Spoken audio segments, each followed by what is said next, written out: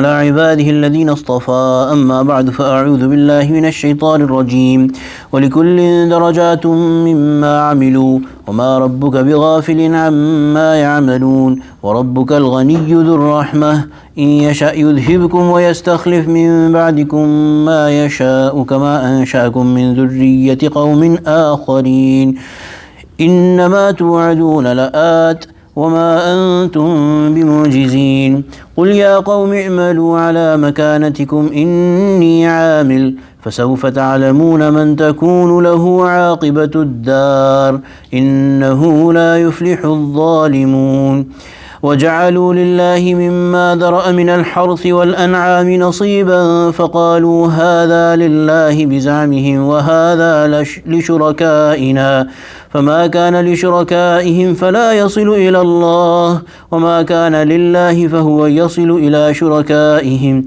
ساء ما يحكمون صدق الله العظيم وبلغنا رسوله النبي الكريم ونحن على ذلك من الشاهدين والشاكرين والحمد لله رب العالمين. Surah Al-An'am, وَرَبُّكَ الْغَنِيُّ ذُو الرَّحْمَةِ. So in the previous ayah that we had read, Allah subhanahu wa ta'ala had said that Allah subhanahu wa ta'ala does not punish a people without first sending Anbiya or Rusul to them and making them fully aware of what's coming forth. And when they choose to not accept the truth, then Allah subhanahu wa ta'ala sends down His punishment. وَرَبُّكَ الْغَنِيُّ, and your Lord is all independent, carefree. He does not have to care for anyone. He is Ghani. So Allah subhanahu wa ta'ala is not dependent, or the sending of these Rusul, the sending of these Anbiya is not because Allah is going to, na'uzu billah, hashahu wa kallah, gain something from the worship of people. The creation cannot give anything to Creator. If the Prophet ﷺ has said that if all the creations, all the human beings become obedient to Allah subhanahu wa ta'ala and start worshipping Allah subhanahu wa ta'ala, Allah subhanahu wa ta'ala is not going to increase in station and Allah subhanahu wa ta'ala is not going to gain anything. If all of them become disobedient, Allah subhanahu wa ta'ala is not going to lose anything. So وَرَبُّكَ الْغَنِيُّ, your Lord is Ghani. He is independent. He is not dependent on these. So these Anbiya are not for Allah but for you. That you are dependent for guidance in someone's lead. That you need a leader to guide you. You need somebody to show you the way. So Allah subhanahu wa ta'ala out of His mercy has sent you these Anbiya. And this is the next, the Dhur Rahmah. وَرَبُّكَ الْغَنِيُّ ذُو الرَّحْمَةِ. On one side He is Ghani. He's independent, but He is full of mercy. Dhur Rahmah. He is independent, carefree, but He has a lot of mercy. So out of His mercy, He has sent Anbiya to guide you and put you on the right path. So the dependence is totally yours, is all yours. You listen to the Anbiya, what they are telling you, what they are telling you to do, the good result that they are telling you about, you listen to that and you reap the benefits. Or you don't listen to them and you reap the punishment of Allah subhanahu wa ta'ala. Now this, Hazrat Mufassirin have said that these two are also sifat, that are attributes or qualities that are only perfectly found in Allah subhanahu wa ta'ala. And it is a mercy of Allah subhanahu wa ta'ala that Allah subhanahu wa ta'ala has kept these attributes to Himself. Nobody is perfectly independent of anyone else except Allah subhanahu wa ta'ala. Even the richest, even those who have the biggest government, most authority, still they are dependent on someone else for their needs. For example, if you are a rich person, you can own a car, but then you need to take it to someone to maintain it. You might be a poor person, but then you are dependent on others for money. So all of those things, even the rich people who get their money in this world, they get it from someone else, or they earn it through someone else. So everybody is dependent on each other, and this is the reason why people take care of each other. If they were not dependent, then as Allah subhanahu wa ta'ala has said that if you see وَأَرْرَآهُ اسْتَغْنَى, if you see that these people become, if a human being becomes independent, then they start to disobey. They start to go towards the way of tughyan or disobedience and creating corruption and fasad over the earth. So it is only Allah subhanahu wa ta'ala who is perfectly independent, and only Allah is perfectly independent and merciful as well. Because if someone else became independent, they would lose their mercy. But it is Allah subhanahu wa ta'ala who is independent and merciful. إِن يَشَأْ يُذْهِبْكُمْ, if He wishes, يُذْهِبْكُمْ, He can take all of you away. وَيَسْتَخْلِفْ مِن بَعْدِكُمْ مَا يَشَاءُ, and put someone else or some other people in your place after you, مَا يَشَاءُ, whoever He wants. كَمَا أَنْشَأَكُم مِّن ذُرِّيَّةِ قَوْمٍ آخَرِينَ, just like you are a progeny, He has raised you as progeny of your ancestors. So those people who used to live and do the functions of this world 100 years back, none of them are there anymore. And the functions of the world are continuing, but those people are no more. So Allah subhanahu wa ta'ala, He is independent. If He wishes, He can take all of you away and nothing would harm Him.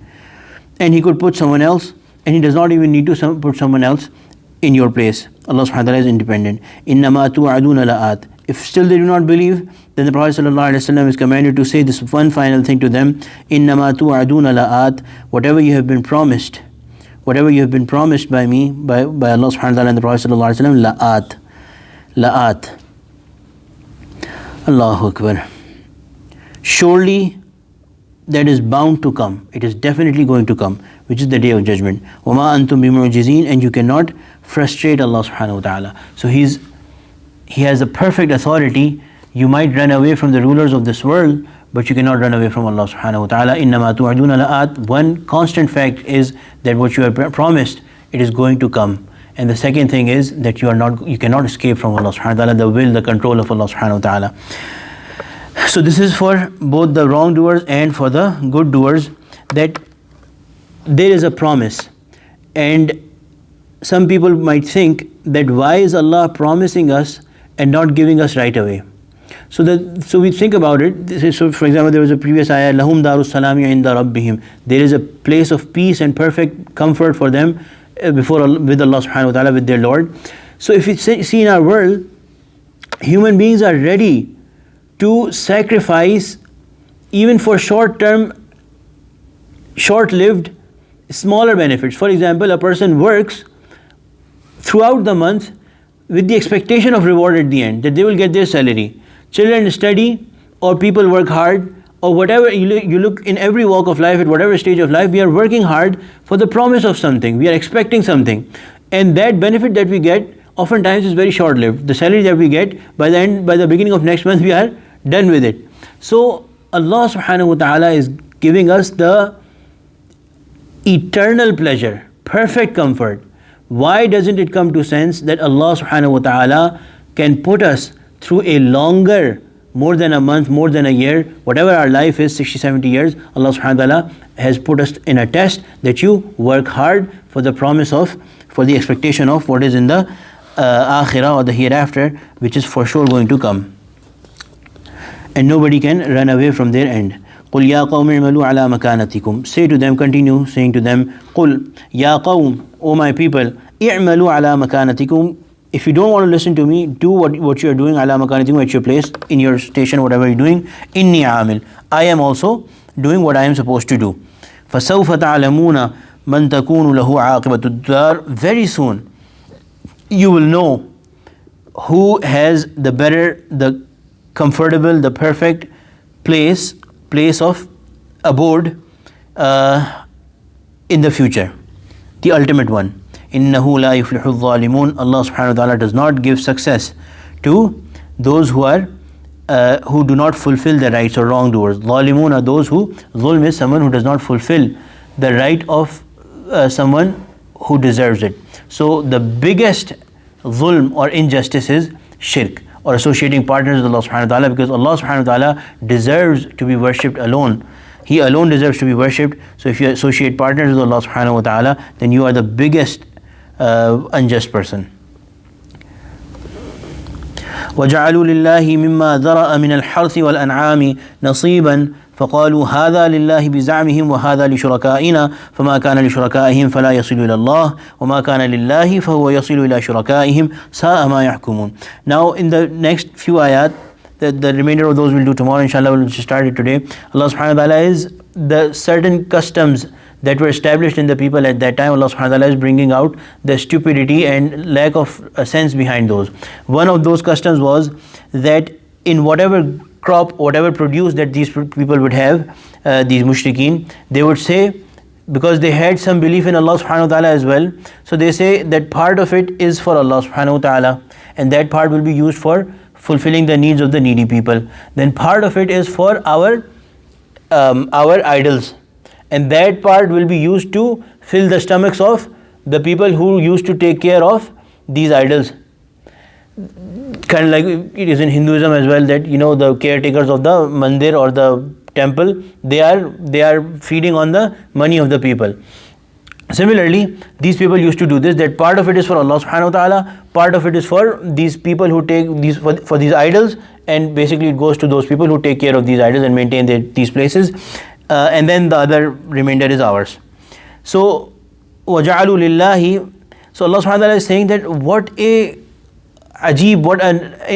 nonsense thing is this, that you are saying that you have made parts for Allah مِمَّا ذَرَأَ مِنَ الْحَرْثِ وَالْأَنْعَامِ, from the crops produced and the cattle, نَصِيبًا, they have made a part for Allah, فَقَالُوا هَذَا لِلَّهِ, and then they say that this is for Allah, بِزَعْمِهِمْ, so they claim, وَهَذَا لِشُرَكَائِنَا, and then they say this is for our associate gods.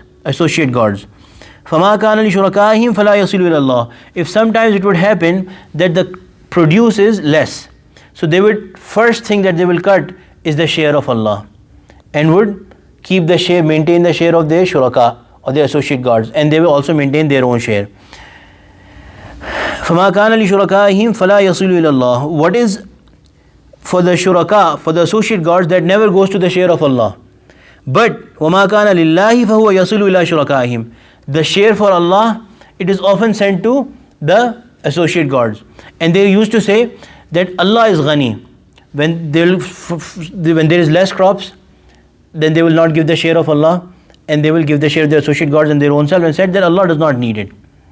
And then when there was by some mistake the share of the share that they had to set aside for Allah, some of it would have been gone to other places, they would say Allah does not need it, so they will not correct that problem. But if something by mistake would go more to the side of Allah, they would say that these people need it, so they will pull it out and give it to the other people, the other shares. So Allah subhanahu wa ta'ala is saying that what a stupid, silly logic is this, that you are saying that Allah deserves to be worshipped, but He is ghani, and these deserve to be worshipped, but they are not ghani. They are not independent. So how could you say that somebody deserves to be worshipped and they are not independent? How could they be? How do you ascribe them as partners to Allah subhanahu wa ta'ala and make them equal and say Allah is ghani and these people are not ghani? So this is وَمَا كَانَ لِلَّهِ فَهُوَ يَصِلُ إِلَى شُرَكَائِهِمْ سَاءَ مَا يَحْكُمُونَ. Such a evil is there, such poor, logically weak and evil and worst is there. The decision that they make, or the evil is what the judgment that they give. There's others, 7-8 other customs that were based on no logic. Inshallah we'll do them tomorrow. Alhamdulillahi Rabbil Alameen, wassalatu wassalamu ala sayyidil mursaleen. Rabbana zalamna anfusana wa illam taghfir lana wa tarhamna lanakunanna minal khasirin. Rabbi ighfir warham wa anta khairur rahimin. Sallallahu ta'ala ala khairi khalqih sayyidina wa lana Muhammad wa ala alihi wa sahbihi ajma'in. Amin bi rahmatika ya arhamar rahimin.